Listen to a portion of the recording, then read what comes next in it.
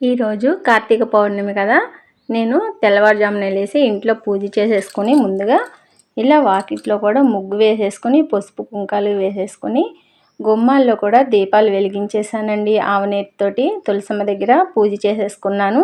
ఇదిగోండి ఈ విధంగా చేసుకున్నాను. ఈరోజు 365 ఒత్తులు గుడికి వెళ్ళి వెలిగించుకోవచ్చు, లేదా కుదరని వాళ్ళ ఇంట్లో తులసమ్మ దగ్గర కూడా చేసుకుంటారండి. నేనైతే తులసమ్మ దగ్గరే వెలిగించేశాను.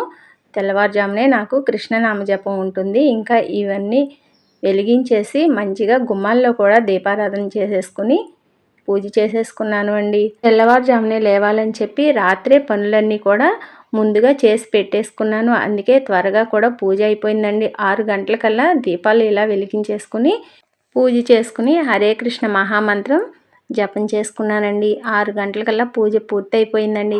మనందరిపైన శ్రీ రాధాకృష్ణుల వారి దీవెనలు ఉండాలని మనస్ఫూర్తిగా కోరుకున్నాను.